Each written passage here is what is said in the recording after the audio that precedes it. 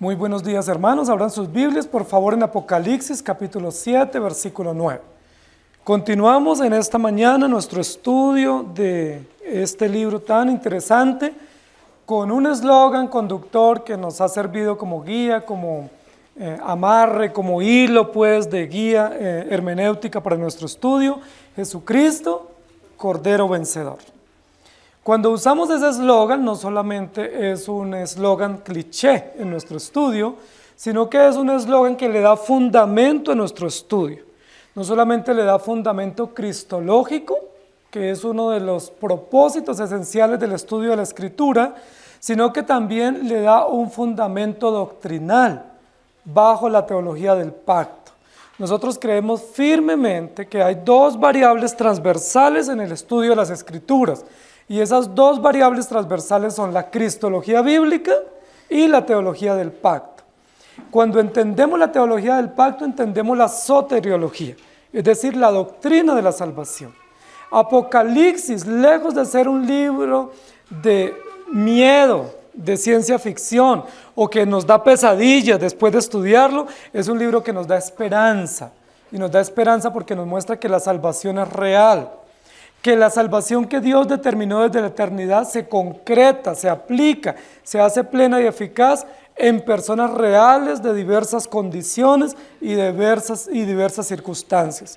Y justo estamos frente a ese texto, Apocalipsis capítulo 7, 9, que dice: después de esto miré, y he aquí una gran multitud, la cual nadie podía contar, de todas las naciones y tribus y pueblos y lenguas que estaban delante del trono y en la presencia del Cordero, vestidos de ropas blancas y con palmas en las manos.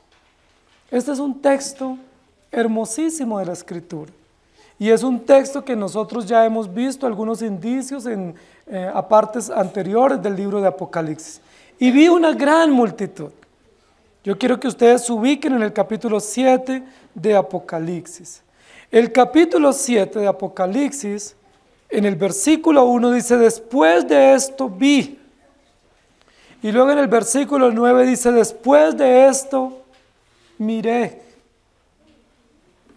Tiene la misma introducción, las dos partes del capítulo, las mismas fórmulas introductorias para darnos a entender la verdad que nos quiere revelar. Recordemos que nosotros hemos trabajado algo que el libro de Apocalipsis de manera gramatical va a recrear.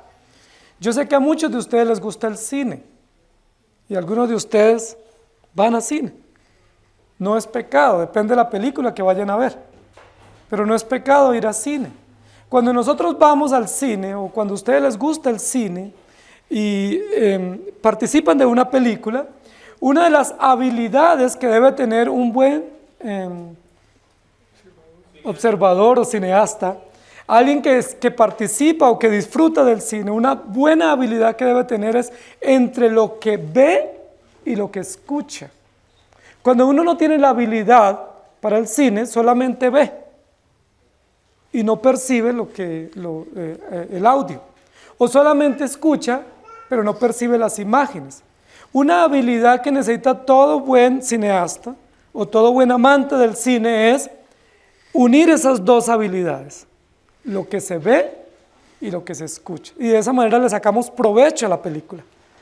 Si usted solamente escucha pero no ve, no le saca el provecho, va a adquirir parte de la información pero parte se va a perder. Pero si solamente escucha y no ve, tampoco. Entonces el provecho está entre lo que se ve y lo que se escucha. ¿Estamos de acuerdo? Apocalipsis es una visión, pudiéramos decir casi que es como una especie de película, es como una cinta, ¿cierto?, que se va a desarrollar ante la mirada atónita, expectante del apóstol Juan, y que él tendrá que registrar. Entonces Juan va a tener una habilidad extraordinaria para decir qué escucha y qué ve, de tal manera que nosotros le saquemos provecho. Algunos dicen, lo que Juan ve es una cosa y lo que escucha es otra, de tal manera que hay una contradicción, pero eso no es cierto. No puede haber contradicción en la Escritura. No puede ser que una cosa se vea y otra cosa se escuche. Estamos ante una obra de arte, estamos ante una visión, estamos ante una cinta. Y ante esa cinta, Juan nos tiene que ilustrar lo que está viendo. En la primera parte del capítulo, número 7, dice que él vio, ¿cierto? 4 ángeles, luego vio otro ángel que subía, pero en el versículo 4, ¿qué va a decir? Y oí el número de los sellados. Y luego en el versículo 9 dice, después de esto, miré. ¿Sí me hago entender?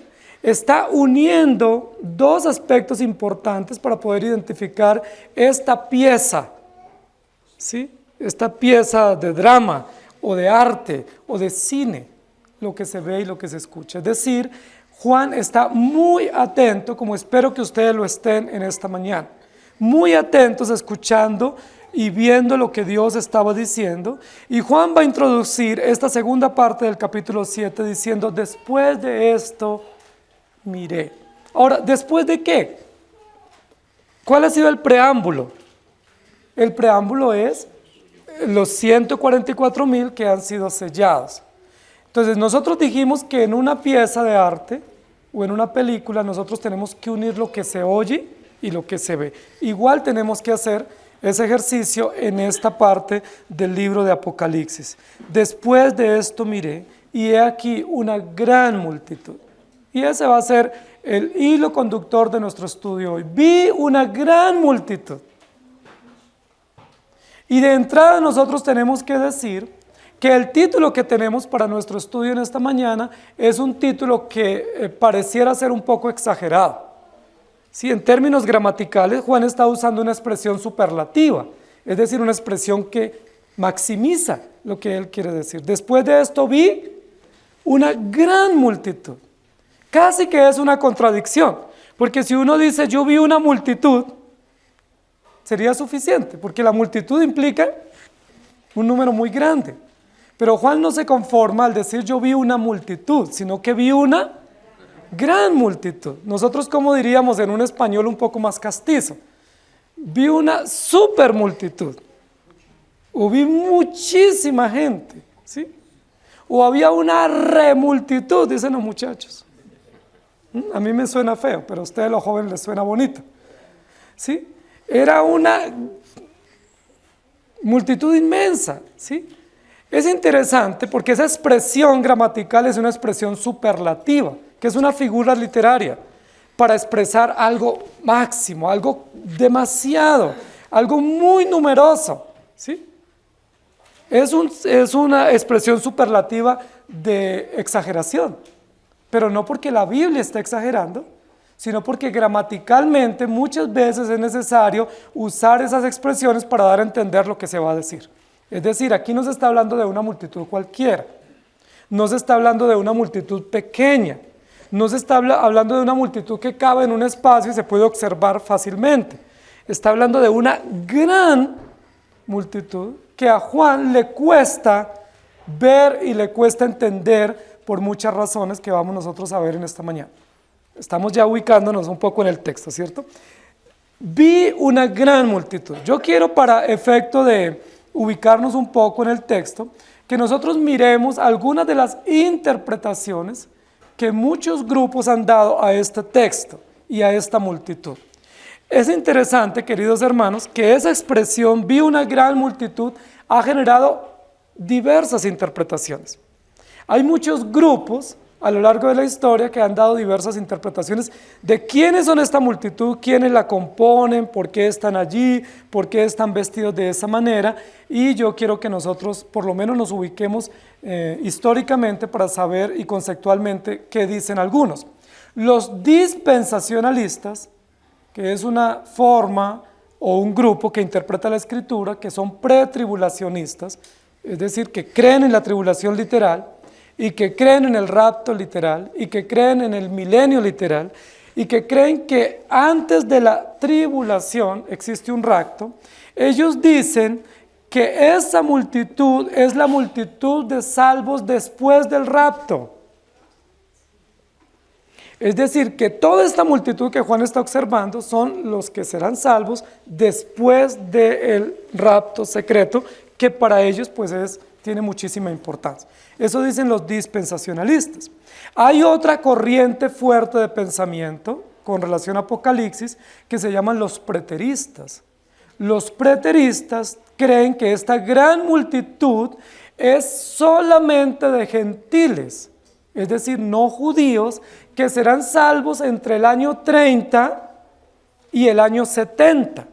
Es decir, que se salvaron después de la resurrección y la ascensión de Cristo hasta el año 70, cuando los judíos son dispersos y el templo es destruido en Jerusalén. Me hago entender, los preteristas dicen, esta multitud son gentiles salvos, no judíos, porque según ellos los judíos son los 144,000 y estos son gentiles, pero salvos exclusivamente en ese periodo. Hay otro pensamiento que son los historicistas. Los historicistas creen que esta multitud son los creyentes salvos desde Pentecostés hasta el rapto. Es decir, a partir del descenso del Espíritu Santo, que hay una expansión del Evangelio, ellos dicen, son los únicos, son los que han sido salvos desde el momento del Pentecostés hasta el rapto secreto que ellos promulgan o promueven. Son los historicistas. Y hay otros que se llaman los tribulacionistas. Los tribulacionistas creen que esta es una gran multitud de salvos durante el periodo de la gran tribulación. Es decir, que esta multitud son exclusivamente salvos que han pasado por la gran tribulación, que según ellos tiene 7 años o 3 años y medio, y que en este periodo hubo esta gran multitud de salvos. Yo les voy a decir que nosotros no aceptamos ninguna de estas interpretaciones. Entonces, ninguna de estas posturas y de estas apreciaciones con relación a esta multitud y a esta interpretación, nosotros la aceptamos. Nosotros diferimos de esta interpretación por varias razones. Una de las razones por las que diferimos es porque todas estas 4 posturas que yo les presenté hacen una clara distinción de 2 grupos de salvos. Dicen que unos son los salvos hebreos y otros son los salvos gentiles. Y nosotros no creemos en eso. Nosotros creemos que los salvos son de todas las naciones y los pueblos y hacen parte de una única multitud de creyentes. Que no hay distinción, no tiene por qué haberla. No tiene por qué haber un grupo de salvos judíos y otro grupo de salvos gentiles, porque la Biblia dice que en Cristo Jesús no hay judíos ni gentiles, esclavos ni libres, circuncisos e incircuncisos. Esa distinción clasista es muy peligrosa. Ahora, todas estas posturas también hacen una distinción de periodos. Sí, antes de la tribulación, después de la tribulación, entre Pentecostés, entre el periodo antes de la destrucción de Jerusalén. Y la Biblia no nos permite hacer esta distinción de periodos, porque no creemos que Cristo haya salvado de manera diferente en un periodo específico a personas y luego en otro periodo de una manera diferente o distinta. No creemos eso. Nosotros creemos en la historia de la redención como un periodo único. Desde que se abre la historia en Génesis 1 hasta que se cierra la historia en Apocalipsis 22, la historia de la redención es una sola. No la podemos clasificar en periodos y decir que en cada periodo Dios salvó de manera distinta o que Dios obró de manera distinta. Eso es muy peligroso, eso es herético, eso se llama modalismo, eso se llama dispensacionalismo, eso se llama separatismo y nosotros no podemos creer eso porque estaríamos atentando contra aspectos del carácter de nuestro Dios y atentando también contra la teología del pacto y contra la soteriología, porque la salvación es una sola, a Dios le plació salvar y punto. Él no dijo, de aquí a tal año los voy a salvar de tal manera, y de ese año en adelante los voy a salvar de otra manera, o han encontrado esos textos en la Escritura. O Él no va a decir, bueno, aquí a los judíos los voy a poner a este lado, y les voy a dar estos beneficios, y luego a ustedes les voy a dar estos otros beneficios. Eso no sería justo de parte de Dios. No tendría sentido que Dios hiciera eso, ¿sí? Y lo otro que nosotros podemos decir es que no pudiéramos también hacer una distinción entre salvos que pasan por un periodo específico de prueba o de martirio y otros salvos que son salvos por gracia pero que no pasan por martirio.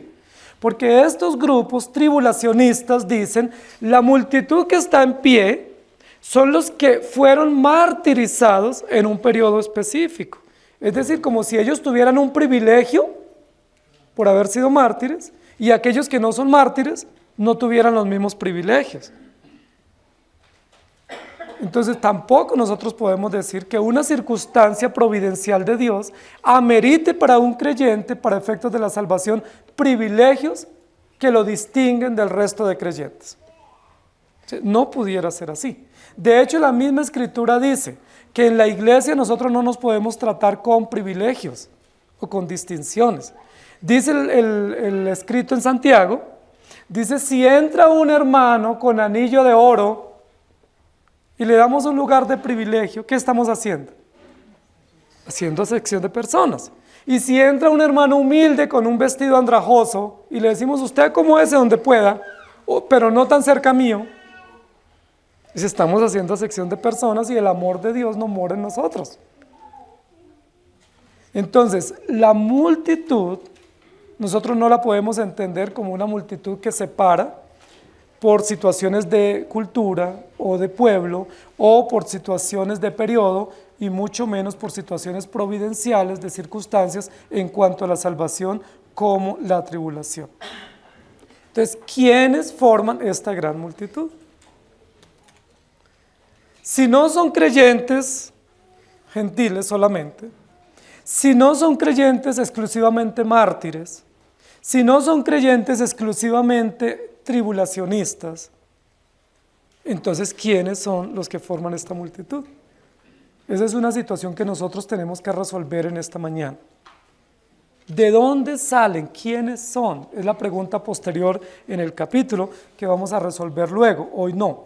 Apocalipsis capítulo 4, versículo 1 dice, después de esto miré y he aquí una puerta abierta en el cielo, y la primera voz que oí como de trompeta hablando conmigo dijo, sube acá y yo te mostraré las cosas que sucederán después de estas. Y en Apocalipsis 7.1 dice, después de esto vi a 4 ángeles en pie sobre los 4 ángulos de la tierra, que detenían los 4 vientos de la tierra, para que no soplase viento alguno sobre la tierra, ni sobre el mar, ni sobre ningún árbol. Y luego en Apocalipsis 7.14 dice, yo le dije, Señor, tú lo sabes. Y él me dijo, estos son los que han salido de la gran tribulación y han lavado sus ropas y las han emblanquecido en la sangre del Cordero. Y vi una gran multitud. ¿Quién es esa multitud?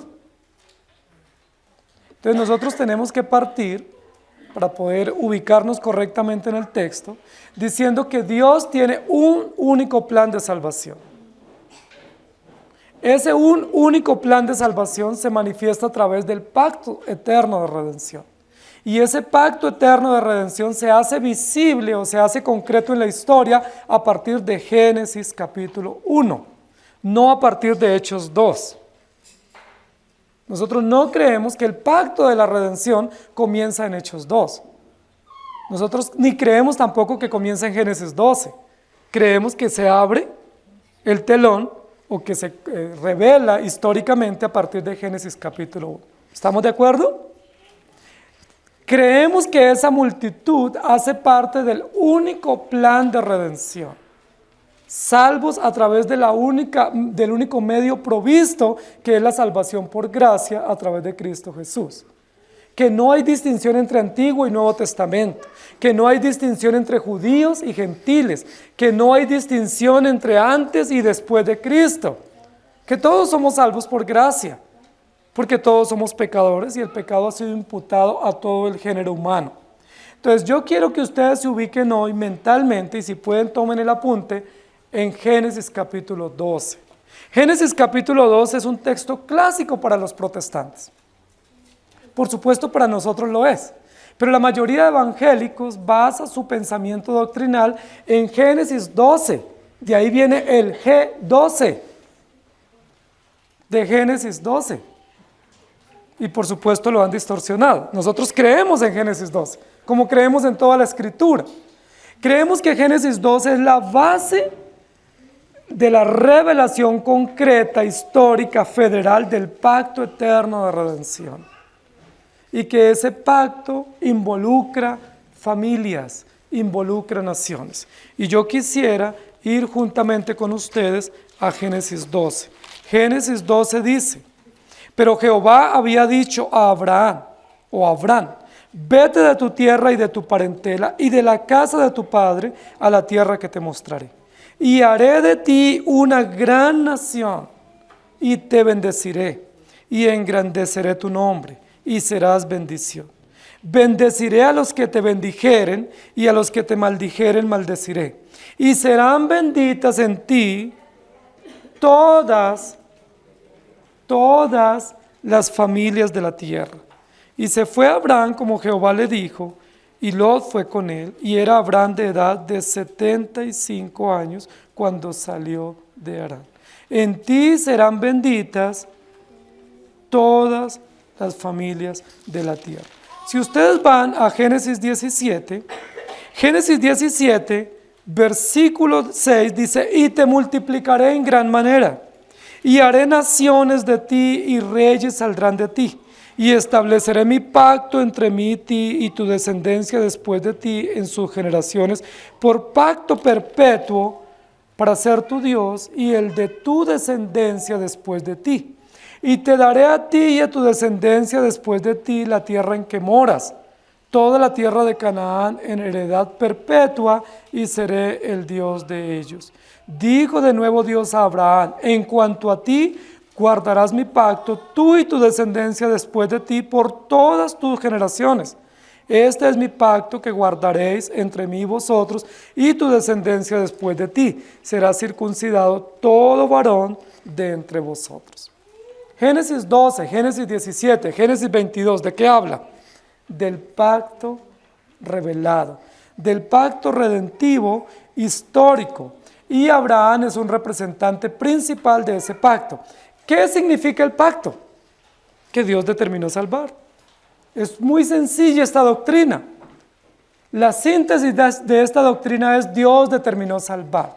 El pacto es: Él hizo un acuerdo y va a salvar. ¿A quiénes va a salvar? A su pueblo, que a Él le plació. Y a ese pueblo que a Él le plació, le va a salvar dándoles bendiciones temporales y bendiciones eternas. Y ese pacto está conformado por familias. Está conformado por familias, con hijos, con nietos, con descendencia, con posteridad. Y esas familias, que son las familias de Dios, conforman pueblos y conforman naciones y conforman diferentes organizaciones como expresión práctica de ese pacto. Entonces, vi una gran multitud después de esto, dice Apocalipsis. Esa multitud, ¿quién es? Muy bien, a la luz del pacto, ¿qué podemos decir? Esa multitud son los salvos de todos los tiempos. No hacen parte de gentiles solamente, no son simplemente los martirizados, no son simplemente los después del rapto o antes del rapto, no son simplemente aquellos que están salvos del año 30 hasta el año 70 después de Cristo, no, son salvos de todos los tiempos. ¿Desde cuándo? Desde Génesis capítulo 1 hasta Apocalipsis capítulo 22. ¿Qué tipos de razas conforman esa multitud? Ahí lo va a decir. ¿Qué lengua hablan? ¿Qué condiciones económicas, sociales, políticas afronta y ha afrontado esa multitud? Diversas realidades de persecución, de hostilidad, de crisis, de adversidad. Hay tres realidades importantes con relación a esta multitud. Y esas tres realidades son realidades del pacto de la redención. La primera realidad que nos muestra este texto es: después de esto miré y aquí una gran multitud, la cual nadie podía contar. ¿Cuál es el primer principio de esta multitud? Que es incontable. Es una multitud incontable. Es decir, no se puede contar. No se puede contar. Y esa es una primera expresión práctica del pacto eterno de la redención. Es una expresión práctica de la promesa que Dios le dio a Abraham. Ubíquense en Génesis.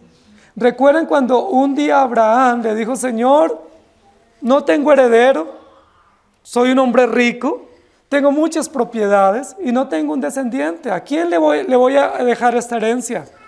¿Será que me toca dejársela a mi mayordomo? ¿Se acuerdan? ¿Y qué le dice el Señor a Abraham? Abraham, es un día que tuvo un poco de insomnio Abraham, ¿cierto? Abraham, sal de tu tienda y levanta tus ojos al cielo. ¿Y recuerdan cómo sigue el texto? Cuenta las estrellas, Abraham. ¿Qué momento más hermoso, paternal de parte de Dios, tan pedagógico. Dios con plastilina enseñándole a Abraham. Mira las estrellas.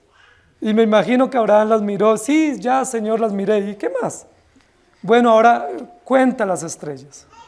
No sé cuánto tiempo tomó Abraham intentando contar las estrellas. Sí, quizás comienza por un lado y llega a 50 y se perdió. No, Señor, no puedo, imposible. Son muchas. Y posiblemente comenzaron a brillar más y más y más estrellas en el firmamento. Y Abraham está sorprendido, ya se confundió, no pudo descifrar ese número. ¿Y qué le dice el Señor? Así como las estrellas del cielo, que no las puedes contar, que surgen más, que hay más y tú no las puedes contar, así será tu descendencia. Abraham, bueno, Señor, está bien.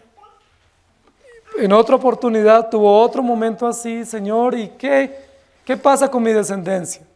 Y el Señor le dice, cuenta la arena del mar. ¿Cuántos granitos hay en la arena del mar? ¿Los puedes contar? ¿Qué le dice el Señor? Así será tu descendencia. Eso tiene muchísima implicación en el pacto y tiene muchísima conexión con este texto que nosotros estamos viendo hoy. Cuando Juan ve esta multitud, dice, es una multitud que nadie podía contar. No la pudo contar Abraham, no la pudo contar Juan. Nadie puede contar esa multitud. ¿Por qué? ¿Por qué es incontable esta multitud? Primero, porque es muy numerosa. Y segundo, porque pertenece no a un periodo específico, sino que pertenece a todos los periodos de la historia de la humanidad. Por eso no se puede contar. Porque si pertenecieran del año 30 al año 70, ¿sería fácil contar? Claro que sí. Ahora hay mecanismos de conteo muy fácil. Si perteneciera a un periodo posterior de 3 años y medio de gran tribulación, yo les pregunto, ¿se podría contar? Es probable que sí. Porque hay avances científicos y avances en cómo se puede hacer registros muy exactos, muy precisos. Pero esta multitud es incontable porque pertenece a todos los periodos de la historia, desde Génesis 1 hasta Apocalipsis 22. Es incontable. Ahora, ¿qué nos muestra esta verdad de la multitud incontable? Que Dios es soberano, que es un número soberano, que es una multitud majestuosa, indescifrable, incontable, no se puede reducir a un pequeño lugar o a un pequeño escenario. Es una multitud que no se puede reunir de ninguna otra manera, sino de manera soberana de parte de nuestro Dios. Vi una gran multitud que nadie podía contar. Ahora, esto también es frustrante para el observador. Porque quien está observando esta obra de arte, esta visión extraordinaria, dice, me declaro impedido, no la puedo contar. Y esa imposibilidad de parte del observador o de parte de Abraham cuando se le pide contar las estrellas, muestra la incapacidad total humana, muestra nuestra limitante, nuestra finitud y muestra lo infinito de parte de Dios y lo soberano de parte de Él. ¿Quién es el único que tiene registro de esta multitud?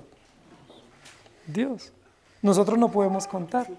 ¿Sí? Es probable que a veces observemos a nuestro alrededor y digamos, es que los salvos somos muy poquitos. Nosotros los creyentes somos tan poquitos. Posiblemente usted ha pensado eso. Si usted piensa eso, puede hacerlo así como lo hizo el profeta Elías. Cuando Elías dijo, es que solo yo he quedado. Y el Señor le dice, no, hay muchos que ustedes no conocen. Y hay muchos salvos en todos los países, en todas las culturas, en todas las razas del mundo que nosotros no conocemos y que no se nos es dado a conocer. Y en todos los periodos de la historia ha habido salvos. ¿Quién es el único que conoce esa multitud? Nuestro Dios. Pero para nosotros es una multitud incontable. No podemos descifrar. Después de esto miré y vi una multitud incontable. Ahora, esa multitud incontable, recuerden los dos aspectos cuando vamos a ver un video o a ver la película. ¿Cuáles son? Ver y oír. La primera parte del capítulo 7, ¿qué fue lo que se recreó? ¿Qué facultad? Oí. Oí el número. ¿Cuál es el número? 144,000. Pero miré.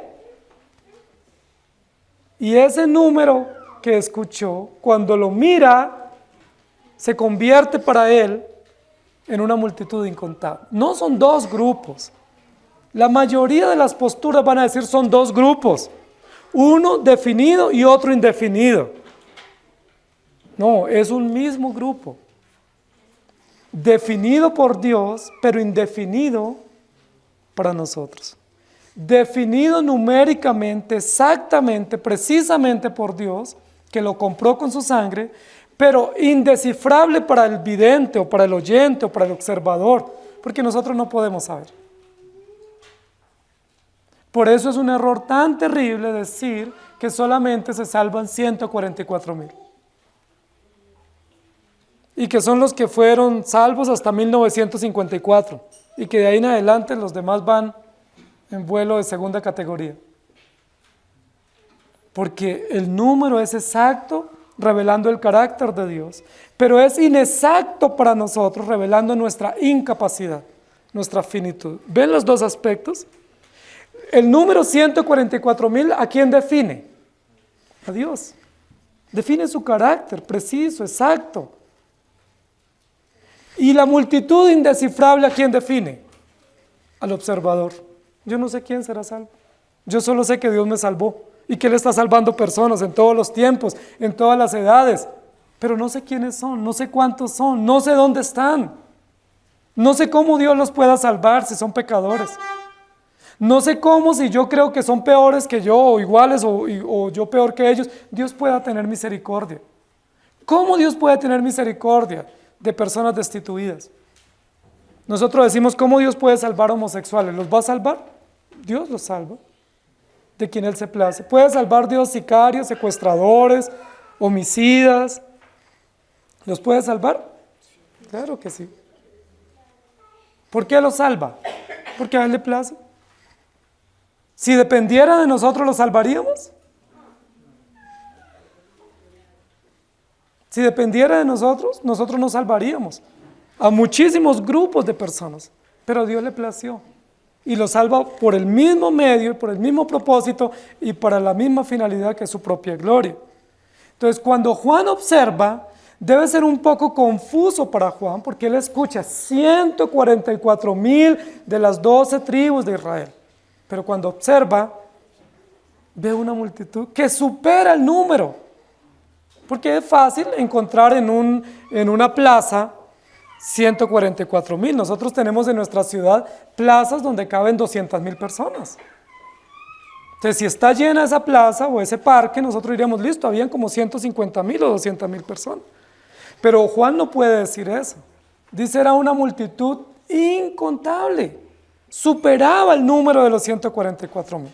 ¿Hay un error allí? No. Son dos aspectos de la visión: la realidad soberana de Dios y la realidad finita de los salvos, pero unidos en el mismo medio, y es la salvación soberana de nuestro Dios. Ellos son los santos que han vencido por la sangre del Cordero. Lo segundo que yo quiero que miremos en esta mañana de esta gran multitud es lo siguiente. El texto dice así: he aquí una gran multitud, la cual nadie podía contar, de todas las naciones y tribus y pueblos y lenguas que estaban delante del trono y en la presencia del Cordero. Primer aspecto que dijimos es incontable, una multitud incontable.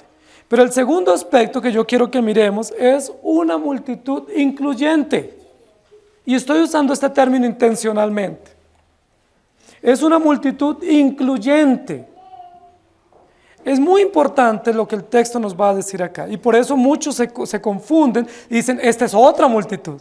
Porque la primera de los 144,000, primero estaba definida numéricamente y segunda estaba definida racialmente. Eran de las 12 tribus de Israel. Esta multitud es indefinida numéricamente y la componen personas de todas las tribus, pueblos, lenguas y naciones. Entonces dicen algunos, son dos grupos distintos. Nosotros, que no somos separatistas, en nuestra interpretación bíblica decimos es el mismo grupo. Y el hecho de que esté definido numéricamente lo que muestra es el carácter de Dios y el carácter de la iglesia temporal y finita. Y en el segundo aspecto, cuando dice en la primera parte que eran de hebreos o que eran del pueblo de Israel, está hablando en términos espirituales, creyentes del pueblo de Dios. Y ahora cuando habla de todas las razas, pueblos, tribus y lenguas, está hablando de que la salvación a Dios le plació que sea extendida para personas de todas las condiciones. Uno de los valores, escúchenme bien, de los valores de nuestra sociedad es la inclusión. Ese es un valor en boga en todos los medios de comunicación y en los sistemas educativos y aún en las leyes nuestras, la inclusión. Todos tenemos los mismos derechos y los mismos deberes. Ese es un valor social que realmente no es valor, pero se ha aceptado como un valor en este periodo por muchas ideologías que están dominando el pensamiento. La inclusión. Entonces, ¿qué nos va a decir a nosotros la ley? La mayoría de países hoy en día están hablando de algo que ellos consideran y es que todos nosotros somos sujetos de derechos. El ser humano es sujeto de derechos. Y como es sujeto de derecho, los gobiernos o las naciones son sociedades de derecho. Es decir, que velan por los derechos individuales de cualquier grupo, no importa. Sin importar su pensamiento, sin importar lo perverso o lo adverso o lo contrario de su pensamiento, hay que defender lo que él piense y lo que él quiera porque él es un sujeto de derecho. Entonces nosotros estamos hoy en día ante una terrible irracionalidad en el pensamiento. Porque hoy en día no solamente se casan hombres con mujeres, sino que con ese pensamiento de la inclusión, ¿a quién se puede casar hoy en día ya? Hombres con hombres, mujeres con mujeres, adultos con niños. Hay países donde ya están casando personas con animales. Entonces yo no me imagino en una notaría uno con un gato celebrando un contrato matrimonial. Hay países donde están casando personas con árboles. O que alguien se casa con una computadora o con su smartphone. Y que haya una ceremonia de un juez o un notario validando estas cosas. Y esto nos parece a nosotros absurdo, pero es la irracionalidad del momento histórico el que vive nuestra sociedad. Así vivimos. ¿Por qué se tiene que hacer eso? Porque todos somos sujetos de derecho y porque vivimos en una sociedad incluyente. ¿Sí me hago entender? Ese es un pensamiento que domina hoy nuestra sociedad. Usted puede pensar lo que quiera, lo más irracional, pero tiene que ser respetado y tiene que ser reconocido y tiene que ser defendido porque ese es su pensamiento y usted es libre. Lo que usted quiera pensar, usted es libre. Muy bien, eso dice nuestra sociedad. ¿Qué dice la Biblia? La Biblia dice, ninguno es libre. Todos somos esclavos. Esclavos del pecado Y ahora que hemos sido redimidos, somos esclavos de Jesucristo. La Biblia nos dice, ninguno puede pensar libremente. Ninguno puede pensar individualmente. Y la Biblia nos dice que los derechos van unidos a los deberes y que no son de interpretación personal o nacional, sino que los deberes y los derechos son de interpretación celestial o divina. ¿Quién estableció los deberes y los derechos humanos? La Escritura, ¿sí? No obstante, como yo quiero trabajar de manera irónica el término incluyente, yo lo que quiero decir es, mientras la sociedad quiere incluir todo tipo de pensamiento y de práctica en la legislación y validarlo y defenderlo y reconocerlo como válido, lo que la Biblia dice es que absolutamente todos somos pecadores. Ahí está la homogeneidad del grupo. Toda la sociedad es pecadora. ¿Creemos eso? La Biblia lo dice, lo experimentamos en nuestro corazón. Esa sociedad que está compuesta por personas de diferentes condiciones, diferentes estratos sociales, diferentes situaciones económicas, diferentes realidades políticas, emocionales, diferentes razas, lenguas, idiomas, absolutamente todos somos pecadores. No hay una sociedad más pecadora que otra, como nosotros a veces hemos creído, ¿no? A veces nos dicen, no, es que los negros son más bárbaros que los blancos. ¿Eso es cierto? La Biblia no dice eso. Otros nos han dicho, no, es que los indios, por ser indios, son más crueles que los mestizos. Eso no es cierto. Sea indio, sea blanco, sea negro, sea amarillo, rojo, del color que sea, o palo de rosa, es igualmente cruel, pecador, perverso. ¿Por qué? Porque todos venimos de una misma simiente, y es la simiente de Adán. Y la Biblia dice que en Adán todos somos pecadores. La sociedad ha querido organizarse de muchas maneras, y para organizarse y para diferenciarse ha establecido límites y fronteras territoriales, ¿cierto? Entonces, no, acá somos de tal nación y los de este país somos más inteligentes o más poderosos que ustedes, ¿sí? Aquí somos de tal cultura y esta cultura es mejor que la otra, pero la Biblia no enseña eso. Aunque la sociedad se ha organizado en regiones, en bloques económicos, en regiones de cultura, en regiones idiomáticas, en grupos por color, por ideología, por economía, no hay un grupo o una región que no tenga las mismas condiciones esenciales, antropológicas y ontológicas que la Biblia registra, que es el pecado. ¿Estamos de acuerdo? Eso tenemos que entenderlo, queridos hermanos. No podemos decir es que los hombres son más crueles que las mujeres. Eso es un pensamiento feminista. Es que los blancos son más que esto que los negros. Ese es un pensamiento racista. No podemos. ¿Qué tenemos que decir? Todos, niños, hombres, mujeres, blancos, negros, que hablen inglés, español, portugués, el idioma que sea, todos somos pecadores. Y como pecadores estamos bajo sentencia, y las sentencias estamos destituidos de la gloria de Dios. Cuando el texto dice que había una gran multitud que nadie podía contar, es muy interesante porque pasa de lo homogéneo a lo heterogéneo. Es una multitud, pero no es homogénea, es heterogénea. ¿De dónde viene? De todos los pueblos. No son solo judíos, no son una clase especial, no son solo gentiles del primer siglo, no son solamente gentiles del último siglo, no son de un periodo de 3 años y medio, no. Son personas de todas las condiciones, no importa los grupos como se han asociado, sean tribus, sean naciones, sean bloques económicos, sean idiomas, de la condición como se hayan agrupado, Dios le ha placido salvar por su propia gloria para mostrar su infinita misericordia. Entonces, ¿cuál es el concepto incluyente que podemos nosotros aceptar? No podemos aceptar la inclusión de diversas ideologías, porque eso es perversión. Nosotros no podemos incluir o aceptar la inclusión de diversas prácticas contrarias a la moral bíblica. Eso no lo podemos aceptar, es inaceptable.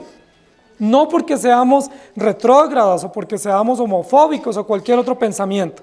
No lo podemos aceptar porque la Biblia no lo acepta.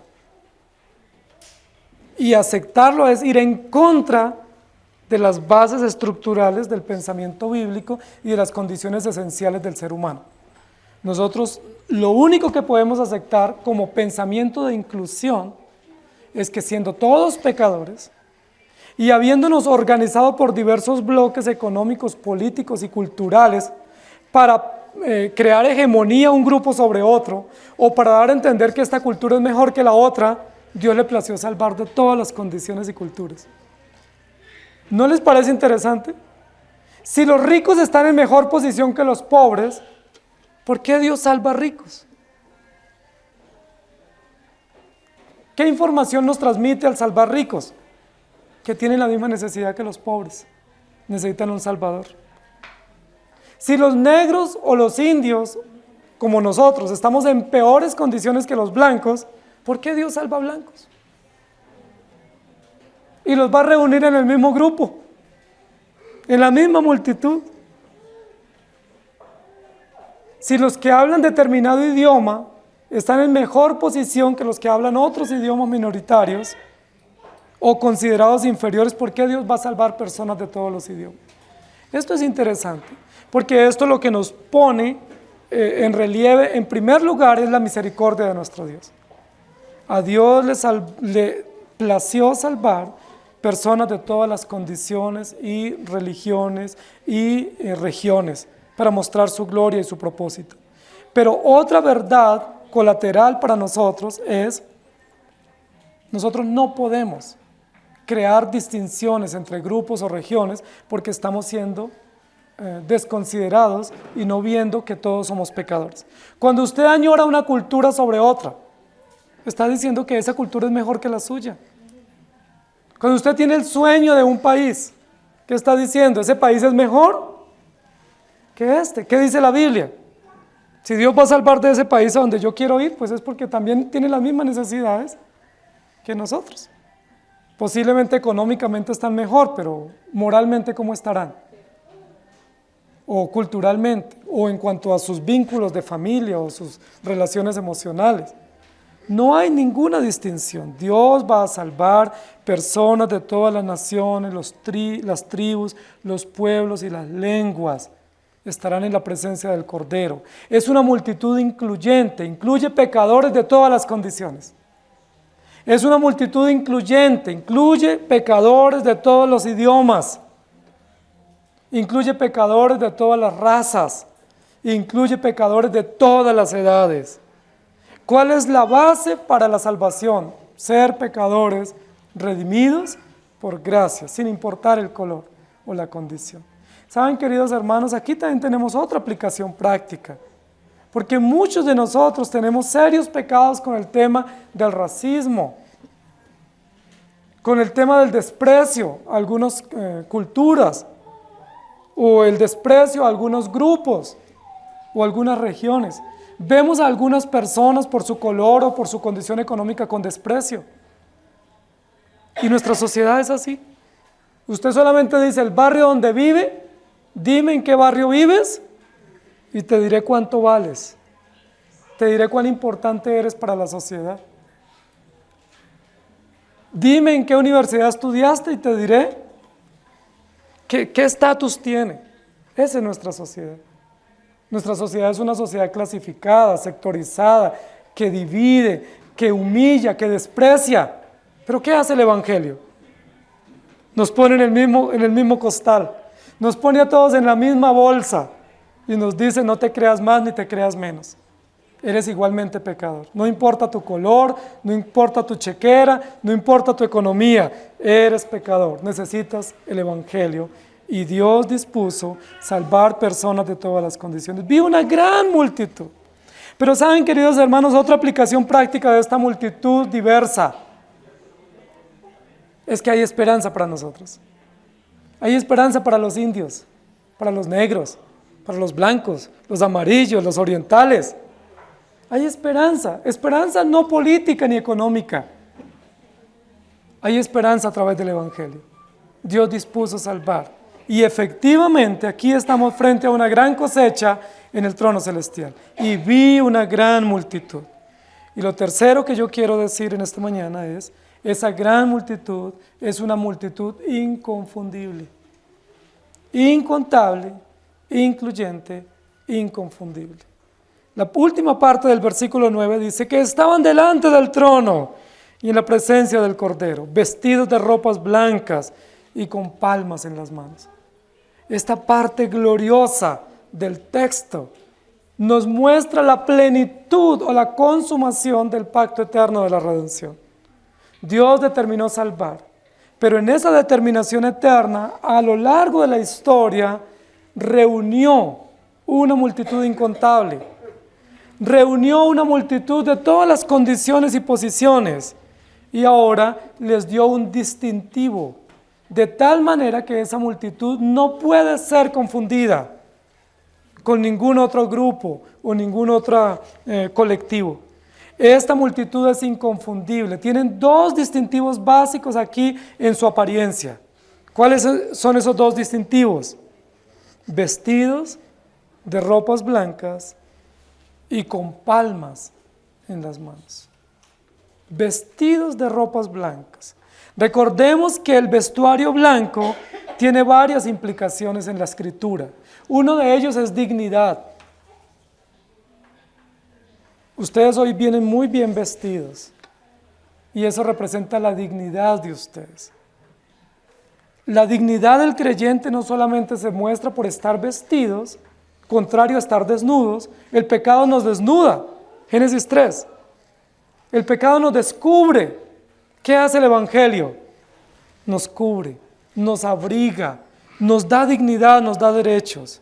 Pero no solamente están vestidos, sino vestidos de ropas blancas, pureza, santidad. No solamente dignidad de estar cubierto, sino dignidad de justicia y dignidad de pureza y de santidad que nos viene a través del Evangelio.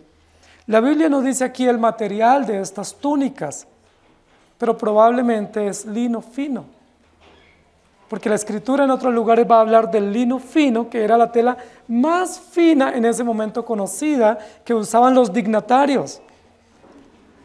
Vestidos de lino fino, túnicas blancas, todos uniformemente vestidos, cubiertos por la justicia de Cristo. Aquí no dice que cada uno de ellos fue a una boutique o contrató un diseñador personal o particular para mandarse a hacer un diseño exclusivo.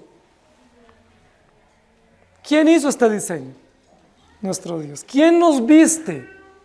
No es mi justicia. Aquí no dice, vístete tú dignamente.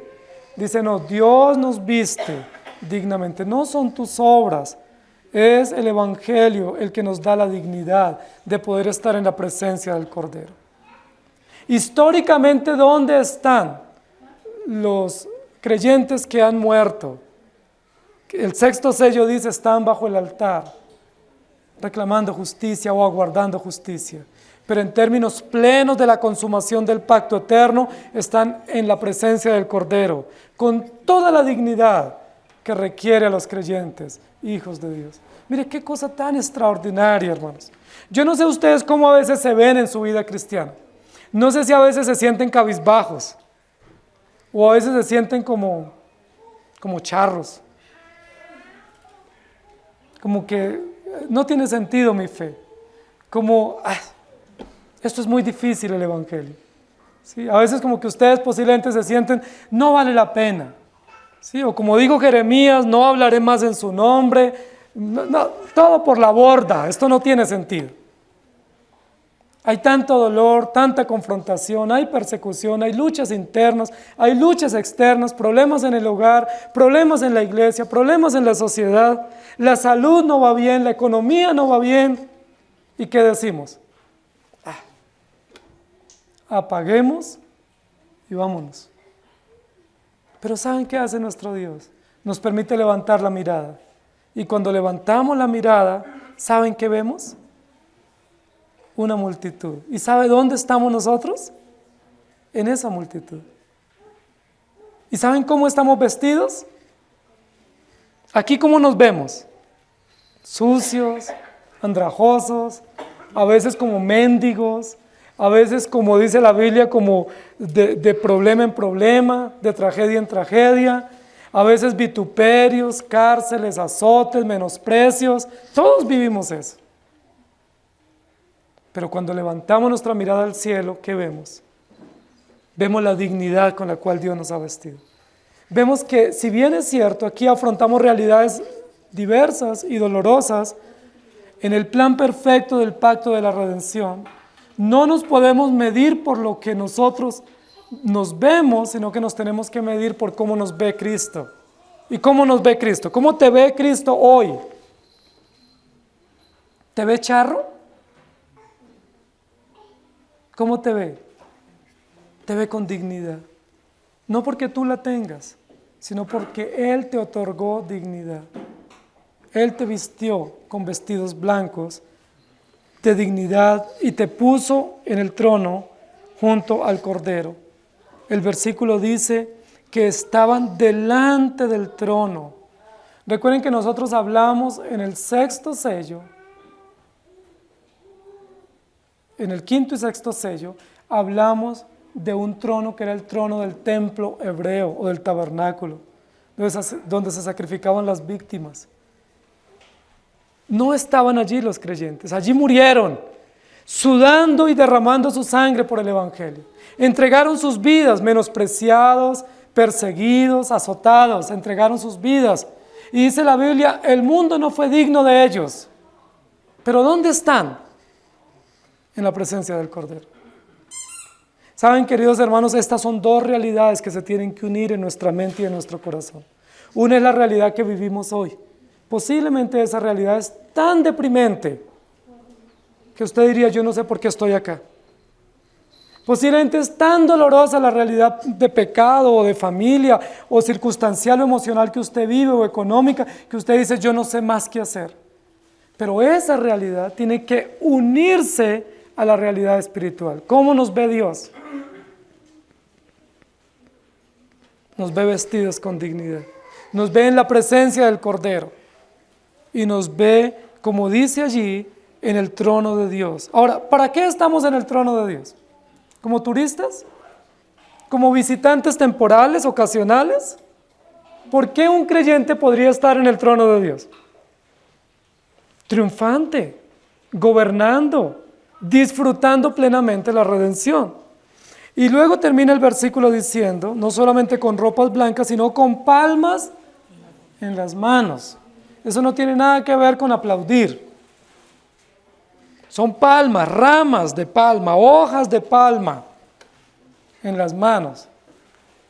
Saben, hermanos queridos, esta expresión es una expresión maravillosa, porque estas ramas o estas hojas eran símbolos de victoria. Cuando había una victoria en algo, si una victoria colectiva en la nación, bien sea una guerra que se ganó, o una victoria real, o alguna victoria colectiva, una fiesta, se cogían ramas y se batían esas ramas, y todos batiendo las ramas que estaban diciendo, vencimos, somos vencedores. ¿Se acuerdan cuando Jesús entró en Jerusalén? Antes de la crucifixión, ¿qué hizo la multitud que gritaba, este es el Hijo de David, hosana en las alturas? ¿Recuerdan qué hicieron? Cortaban ramas, cogían ramas y las batían y las ponían al paso y las movían. ¿Qué estaban diciendo? Somos victoriosos, no por nosotros, ¿por quién?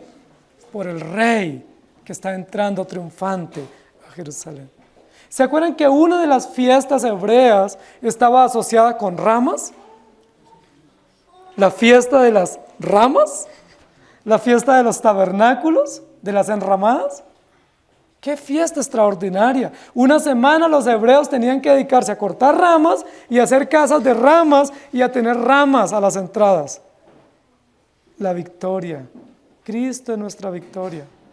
¿Se acuerdan que en los Juegos Olímpicos griegos, cuando un vencedor triunfaba en una justa deportiva, no se le daban las medallas que se dan hoy, o no se hacía un podio como el que tenían hoy, sino que se le ponía una corona de ramas? de laureles. Por eso dicen que es una tesis laureada, porque es de una rama de laurel. Es decir, este es el mejor, o este triunfó, o este venció. Miren, hermanos queridos, la connotación de este texto. Tiene dos connotaciones visuales para Juan y para nosotros. No solamente tienen dignidad, no solamente han sido santificados, sino que están victoriosos. Yo no sé si hoy tú estás en victoria, posiblemente no. Posiblemente hoy estás derrotado.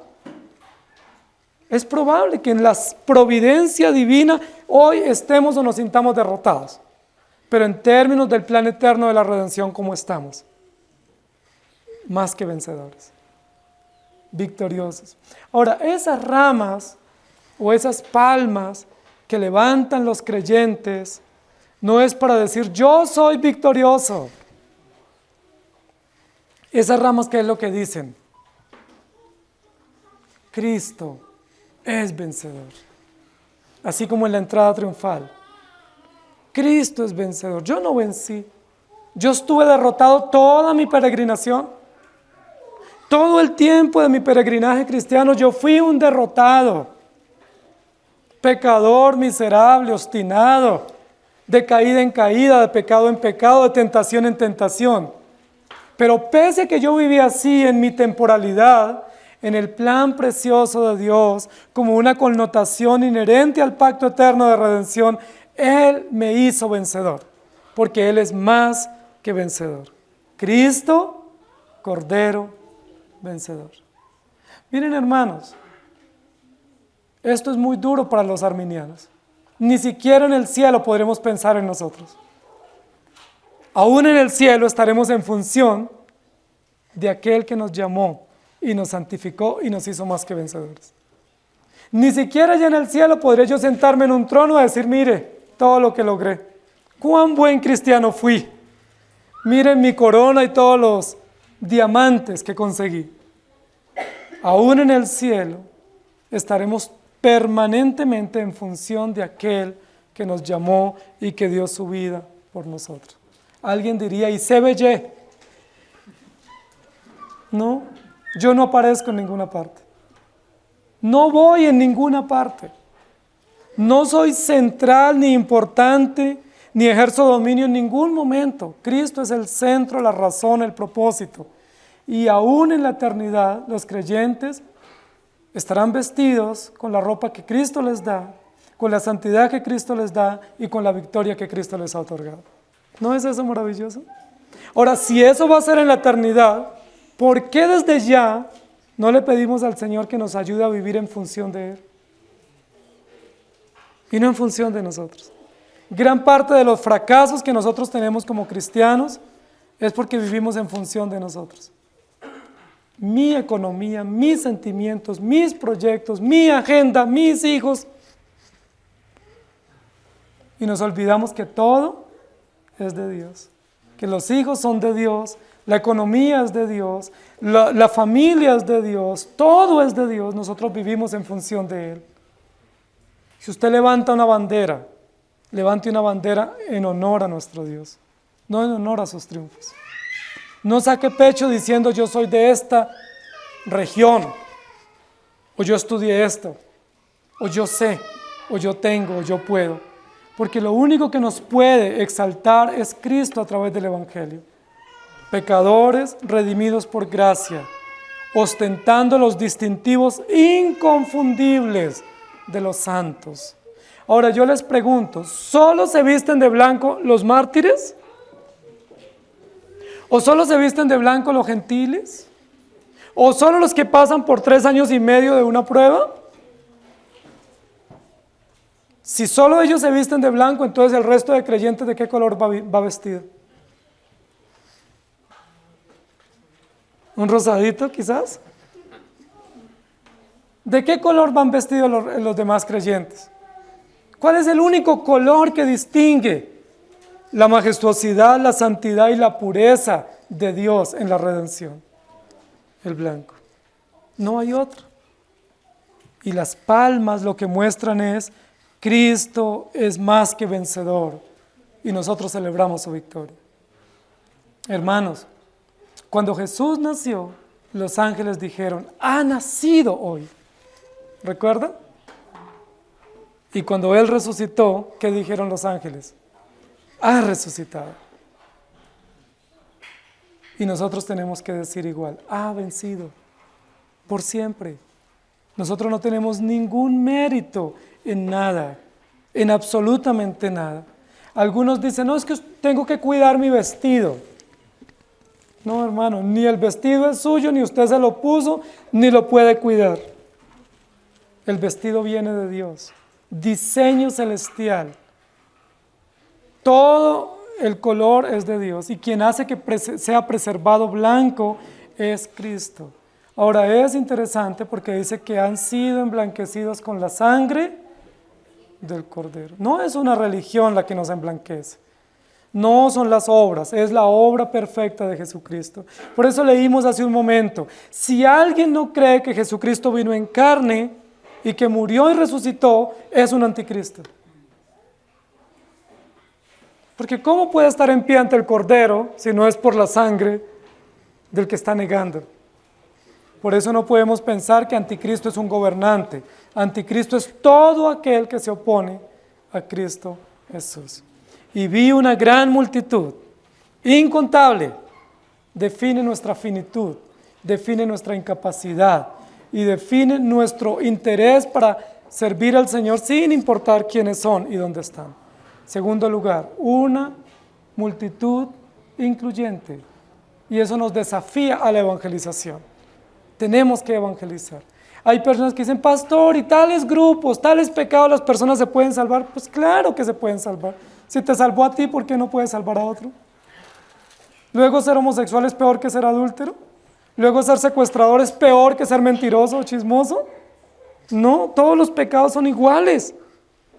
Y todas las personas por la obra de Cristo, si a Dios le place, pueden ser salvos. Y en tercer lugar, una multitud inconfundible con el distintivo celestial de la pureza y la victoria de Cristo, el Cordero vencedor. Amado Señor, gracias te damos, porque no solamente nos recuerdas tu palabra, sino que nos recuerdas quién eres y cómo has determinado sabia y soberanamente salvar un pueblo que no es pequeño, es un pueblo numeroso, incontable, diverso, heterogéneo. Qué cosa tan hermosa de parte tuya, Señor. Nosotros nunca pudiéramos imaginar lo que tú has determinado. Y no solamente eso, sino que reúne personas de todas las condiciones. Posiblemente nos va a tocar junto a los pecadores más despreciables que nosotros hemos despreciado aquí.